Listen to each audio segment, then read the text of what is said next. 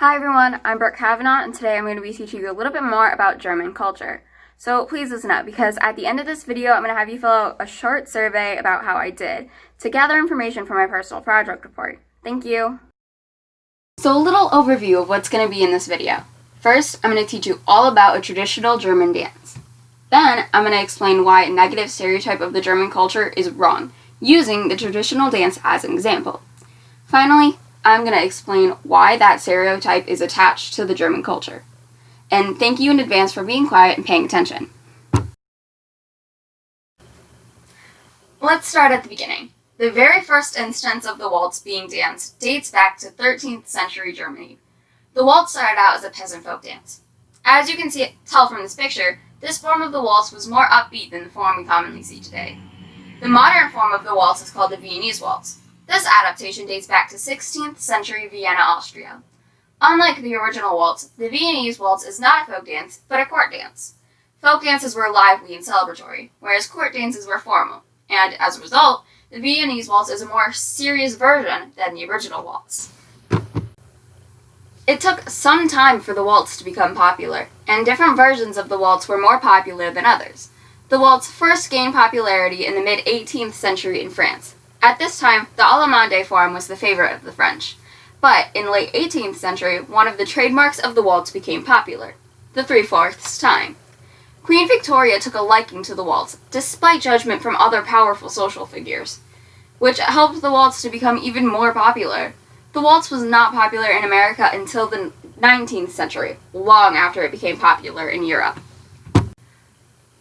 As with anything else important, the waltz had serious pushback and was very controversial.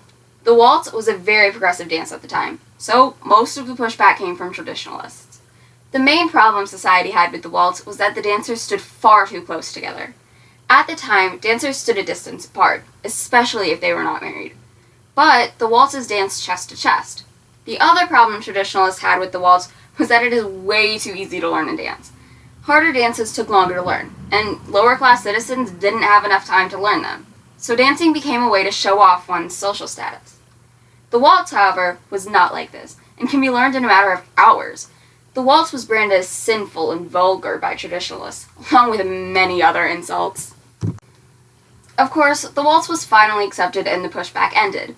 This happened in Europe after the 18th century, once the time signature was changed to 3/4 time that is used today. And later, the waltz was accepted in America in the mid-19th to early 20th century.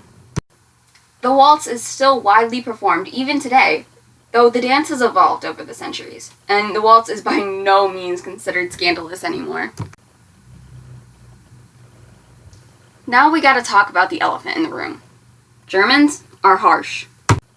Except, how does this stereotype actually compare to a large part of German culture? Not very well, it seems. Harshness is often jarring. It disrupts the flow of what is going on around it. The waltz, on the other hand, is graceful and gentle. When people waltz, they're flowing around the room. There's nothing harsh or jarring about it. Harshness is also often associated with being rude to someone who isn't following the rules, or in other words, someone who isn't following traditions. As you just learned, the waltz went against almost every tradition at the time. Those who favored the waltz were the opposite of harsh. They encouraged kindness and openness. Now, I need you to understand that when I say personal experience, I do not mean my personal experience with Germans. I mean the reasons why my friends, family, and I have believed in the Germans are harsh stereotype. So first is the language. Whenever I heard someone speak German, I felt like I was being yelled at because the phonetics or the pronunciation was forceful. And honestly, just not as pretty as Romance languages like French and Spanish. The second reason why I considered the Germans harsh was because of World Wars I and II. I don't feel like I really need to explain this one, so I'm just gonna move on. Last is because of movies and media. The movies and media play into the Germans are harsh stereotype, and as a result, people only see Germans represented that way, and they don't really have an example of what else to believe. When I did more research into why Germans are perceived as harsh, I found that it had to do with family values. Germans value the ease of the whole family, or even the whole community, over the ease of the individual. This manifests as being strict and rule-following. For example, if someone does not take the time to recycle properly, then the community will be worse off. so other members of the community will confront the person about how they recycle. This leads Americans to see Germans as harsh, along with the reasons listed on the last slide. Now, during this project, I had to do a lot of reflecting on how I think about others, and the more I thought about why I judged Germans, the more ridiculous my judgment seemed. My first reason: language and phonetics. This got me thinking about how Russians seemed scary because of their accents, and then somehow my brain jumped to thinking about how people think pit bulls are scary.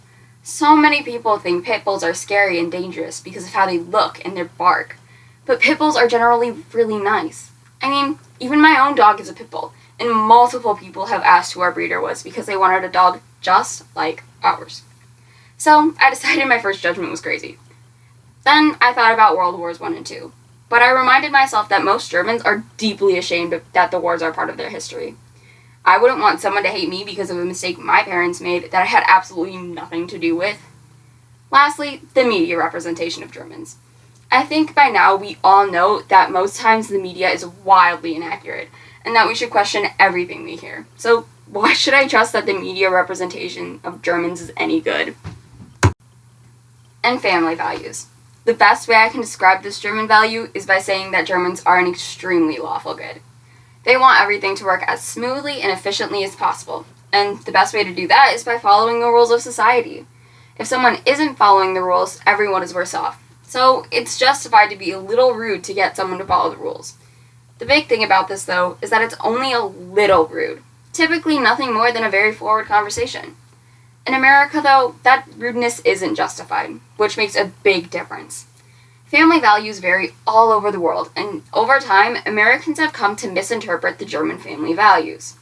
And, as usual, this misconception was enhanced by the media. So, like I said before, the reasons why people judge German culture are ridiculous when you think about it.